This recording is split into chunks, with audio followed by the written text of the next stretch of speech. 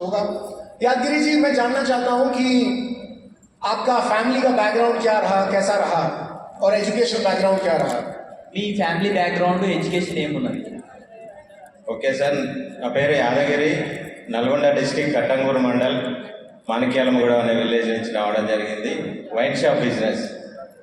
कब से रहा है वाइन का बिजनेस आपका, कितने सालों से? ఎప్పటి నుంచి ఉండే ఈ బిజినెస్? 2005 టు ఇప్పటి వరకు ఉన్నది sir. 20 years wines. 2005 to till 2005 से लेकर 2025 तक 20 साल। हाँ। 20 साल तक वाइन बिजनेस में आप थे। Wine business, finance, Poclains, DCMs, cool drink గోదాం, బేకరీ. ट्रांसलेट करिए। जो एर्थ मूवर्स का बिजनेस, जो ट्रक्स होता है वो बिजनेस, और बेकरी का बिजनेस, और वाइन्स का बिजनेस, फाइनेंस जो अमाउंट देते हैं वो बिजनेस। आप दूसरे लोगों को पैसा देते थे? यस। అంటే వైన్ షాప్ అనేది లక్కీ లాటరీలో ఉంటుంది కాబట్టి రావచ్చు రాకపోవచ్చు అని ఆల్టర్నేట్గా ఇంకో సోర్స్ అని ఫైనాన్స్ స్టార్ట్ చేసిన సార్. एक्चुअली क्या है, ये वाइन शॉप का जो होता है वो लकी ड्रॉ में अगर इनका नाम निकला तो ही वाइन शॉप इनको मिलता है गवर्नमेंट का लाइसेंस, तो वो तो मिलेगा नहीं मिलेगा। इसके लिए साइड में बहुत सारे बिजनेस इन्होंने शुरू करके रखे हुए हैं। फाइनेंस का है, बेकरी का है, और बुलडोजर यानी रिक्लाइनर, वो जो अर्थ मूवर्स जो होते हैं, जेसीबी होता है, वो बहुत सारे बिजनेसेस इन्होंने शुरू करके रखे। तो कितना पैसा इन्वेस्ट कर रखा था आपने अपनी इन सब बिजनेसेस में? कितना इन्वेस्टमेंट जैसे అంటే ఒక్కొక్క బిజినెస్ బట్టి ఉంటుంది సార్. మినిమం 1 CR అబోవ్ ఉంటుంది పెట్టుబడులు. का बिजनेस అంటే ఫైనాన్స్ వైన్స్ లేదంటే ఓవరాల్ గా మీ ఇన్వెస్ట్మెంట్స్ అట్లా తెలియదు సార్. షాపులు మనకు లక్కీ డ్రాలో వచ్చిన దాన్ని బట్టి, అవసరాన్ని బట్టి మనం పెట్టుబడి పెడుతుంటాం. ఇప్పుడు ఉంటే జేసీబీలు ఇవన్నీ ఉన్నాయి కదా, ఇవన్నిటికి ఎంత పెట్టుబడి పెట్టుంటారు మీరు? మినిమం 1 కోటి రూపాయల పైన ఉంటుంది సార్. 1 करोड़ के ऊपर का एक बिजनेस में डिपेंडिंग एक बिजनेस में 1 करोड़ रुपए, तो करोड़ों रुपए आपका इन्वॉल्व था। करोड़ టోటల్ ఒక 1 CR పెట్టుబడి అన్ని రకాలుగా. అంటే అన్నీ ఒకేసారి చేయలేదు సార్. ఫస్ట్ ఫైనాన్స్ స్టార్ట్ చేసిన, ఫైనాన్స్లో లాస్ వచ్చినాక మళ్ళీ ప్రోగ్రెన్స్ తీసుకున్న మిషన్ కాకతీయ ఆ టైంలో. అవి వర్కౌట్ కాక మాకే వైన్ షాప్లు ఎక్కువ వచ్చిండే అప్పుడు డీసీఎంస్ తీసుకున్న, అవి తీసేసి డీసీఎంల తర్వాత ఒకటి కూల్ డ్రింక్ గోదాం స్టార్ట్ చేసిన, జిఎస్టీ పైన బెంగళూరుకి వెళ్ళి ఇట్లా తెప్పించి. ఆ తర్వాతకి ఏంటంటే అది కూడా వర్కౌట్ కాలేదు కరోనా టైంలో. ఆ తర్వాత ఈవీ ఫ్యూచర్ ఉంటుందనే ఆలోచనతోటి నల్గొండలో ఒకటి ఈవీ షోరూమ్ పెట్టిన, 2 వీలర్. అది కూడా సెట్ కాలేదు. నార్కట్పల్లి కామినేని హాస్పిటల్ దగ్గరలో ఒక బేకరీ స్టార్ట్ చేసిన, జూప్ కేప్ అని ఫ్రాంచైజ్.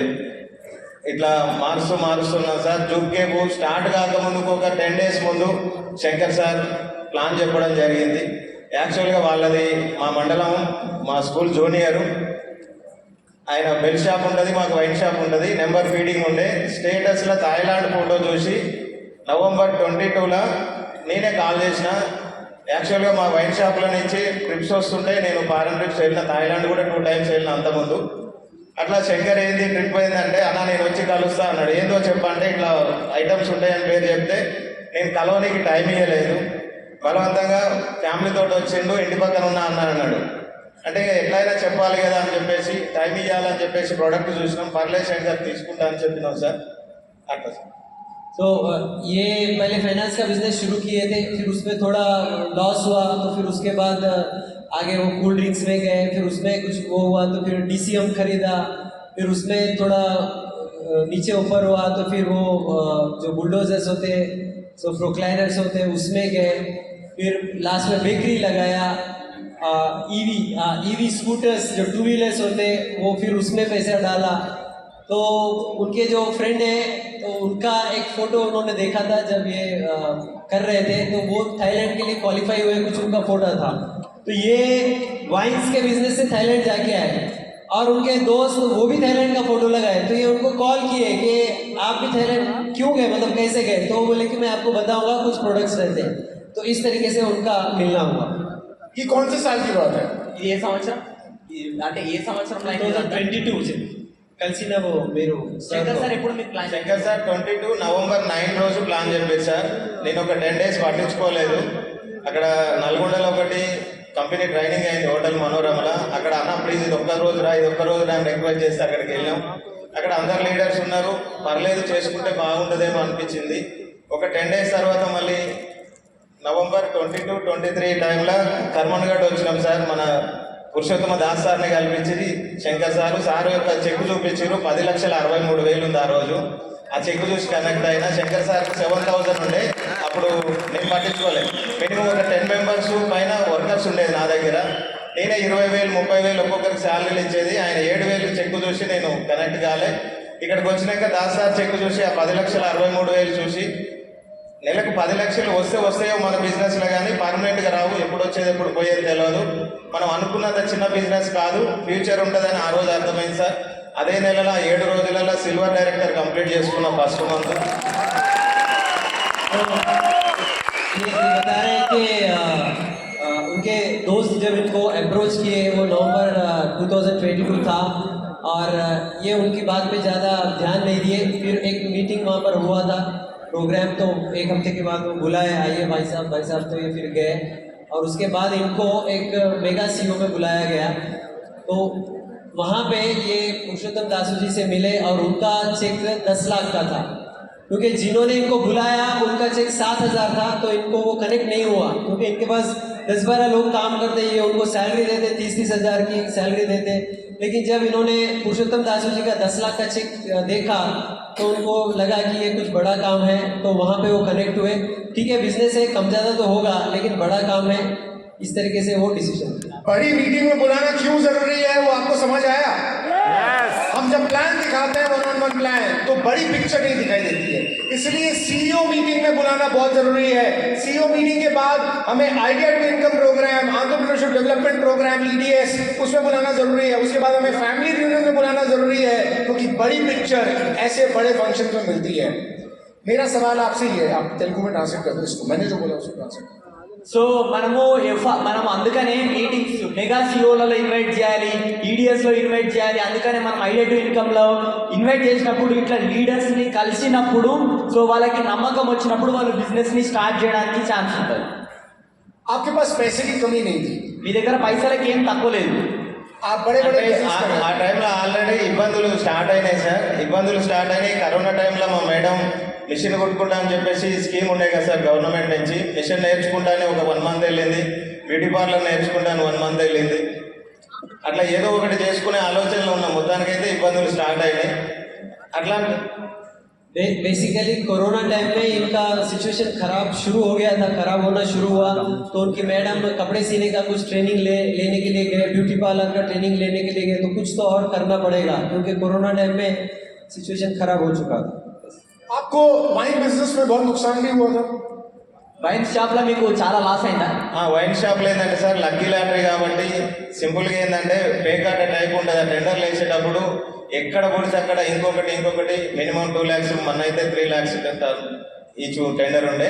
అట్లా మినిమం ఒక 10 మెంబర్స్ ఉండి ఒక్కొక్కరు ఒక 10, 12, 15 టెండర్లు వేసేది. సింగిల్ డే 20 lakhs 25 lakhs పోయిన రోజులు కూడా ఉన్నాయి. वो क्या है कि टेंडर होता है और टेंडर की फीस ही होती है 2 लाख 3 लाख रुपए. तो 10-12 टेंडर ये डालते हैं, कहीं ना कहीं तो लग जाएगा. तो वो तो नहीं लगा, तो एक ही दिन में 20-20 लाख भी चले जाते हैं. इस तरीके का लॉस होता है उसमें. तो फिर आपको वेस्टीज बिजनेस क्यों अट्रैक्ट किया? इतना बड़ा बिजनेसमैन जिसने 4-5 अलग अलग तरीके के बिजनेस किए हैं, फिर वेस्टीज बिजनेस में आपको इन्वेस्टमेंट तो नहीं लगती, पर आपको लोगों के पास जाना पड़ता है, लोगों को टच करना पड़ता है, प्लान दिखाना पड़ता है, प्रोडक्ट्स का डेमो करना पड़ता है, लोगों को बुलाना पड़ता है, फोन करना पड़ता है. आपको ऐसा नहीं लगा कि ये बिजनेस मैं कैसे कर पाऊंगा? మీరు చాలా పెద్ద పెద్ద బిజినెస్లు మీకు పరిచయం ఉన్నాయి కదా, అన్ని పరిచయం ఉన్నాయి, కానీ మీకు బిజినెస్ ఈ బిజినెస్ చేయాలని ఇంట్రెస్ట్ ఎందుకు వచ్చింది? అరే అంటే ఎందుకంటే జనాలకు చెప్పాలి, మాట్లాడాలి, ఫోన్ చేయాలి, కలవాలి, ప్లాన్ చెప్పాలి, డెమో చెప్పాలి, ఇవన్నీ చిన్న చిన్న పనులు అనిపించలేదా మీకు? ఆ రోజు దాస్ సార్ని కలిసినప్పుడు సార్ ఒకటే మాట అన్నారు, సార్ మీరు పని చేస్తే వస్తాయో పైసలు, ఈ రోజు నేను పని చేయకున్నా కూడా పైసలు వస్తాయని చెప్పారు. ఆ ఒక్క మాట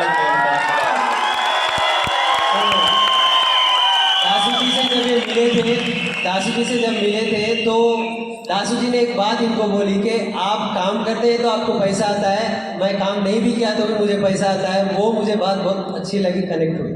पॉज. दासू जी ने स्पिरुलिना नहीं बताया था इनको. దాసు సార్ నాకు సార్కి స్పిరులినా గురించి చెప్పలేదు. दासू जी ने ये नहीं बोला था घुटने ठीक करता हूं मैं.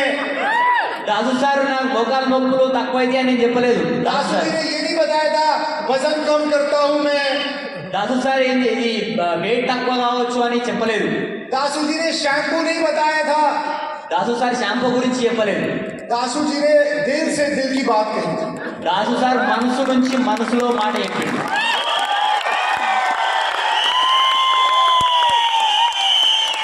दासू जी ने इनको वहां पर हिट किया जहां पर दर्द होता है రాజు సార్ ఎక్కడైతే కొట్టాలో పెయిన్ వస్తుందో అక్కడ కొట్టిండు కాబట్టి ఈ రోజు సార్ ఇక్కడ ఉన్నాడు.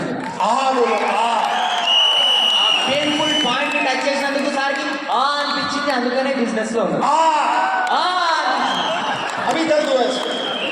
हमें बॉल वो डालनी है जिससे सामने वाला आउट हो जाए।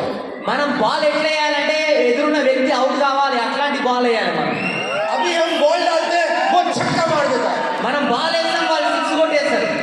अब बॉल वो डालनी है सामने वाले को जिससे वो आउट हो जाए। वो बैट लेके खड़े आउट, स्टंप, बोल्ड। సో ఎట్లాంటి బాల్ వేయాలంటే మనం బాల్ వేస్తే అవుట్ కావాలి, స్టంప్ అంటే వికెట్లు పడిపోవాలి, అట్లాంటి బాల్ వేయాలి, సైడ్ గా వెళ్ళిపోవాలి, అట్లాంటి బాల్ మనం వేయాలి. दासू जी ने यादगिरी जी को बॉल ऐसी डाली ये आउट हो गए। రాజు సార్ ఎట్లాంటి బాల్ వేసిందంటే యాదగిరి సార్ అవుట్ అయిపోయింది, అట్లాంటి బాల్ వేసింది. यही वो कारण है इन्होंने उनका ड्राइविंग फोर्स जगा दिया। సో ఇదే రీజన్ సార్ యొక్క డ్రైవింగ్ ఫోర్స్ ని అంటే ఏదైతే పని చేయడానికి కారణం ఉందో దాన్ని సారు పెంపొందించింది అనమాట. अब वो हमेशा इस बात के लिए चार्ज्ड अप रहेंगे कि मुझे इतना बड़ा ऑर्गेनाइजेशन क्रिएट करना है कि मैं काम ना भी करूं तो भी मुझे पैसा आता है। సార్కి ఇప్పుడు ఎట్లా ఉంటుంది అంటే సార్కి ఎప్పుడు ఒకటే దాని గురించి పని చేస్తాడు. ఎందుకు అని అంటే దేనికోసం పని చేయగలుగుతాడు అంటే అరే నేను పని చేయకుండా కానీ పైసలు రావాలి, దానికోసం నేను పని చేస్తున్నా అని సార్ ఎప్పటికీ పని చేయగలుగుతాడు అనమాట. ఆ రీజన్ కోసం అంత పెద్ద బిజినెస్ ని క్రియేట్ చేయగలుగుతాడు. Follow up to the last night session. कल रात जो हमने सुना कि हमें एक ऐसा ड्राइविंग फोर्स चाहिए जो हमें इस बिजनेस में आने वाले 25 से 50 सालों तक जगा कर रखे, वो है driving force, real driving force. So last మనం రాత్రి విన్నాం కదా సెషన్. ఆ సెషన్ గుర్తు తెచ్చుకోండి. మనకు రీజన్ కావాలి, ఒక కారణం కావాలి. ఇప్పుడు నుంచి దాదాపు 25 నుంచి 50 సంవత్సరాల వరకు మనల్ని బిజినెస్ లో ముందుకు తీసుకుపోయే ఏదైతే కారణం ఉందో ఆ కారణం మీకు కావాలి ఈ బిజినెస్ లో మీరు ముందుకు పోవడానికి.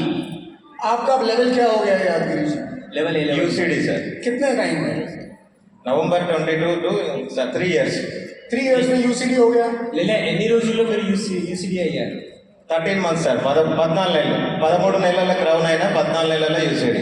14 మంత్స్. 14 months UCD. 13 मंथ्स में क्राउन और 14 मंथ्स में यूसीडी। वाह। और चेक कितना हो गया है? चेक हाईएस्ट चेक 1,62,000 ఉంది. 1,62,000. 1,62,000.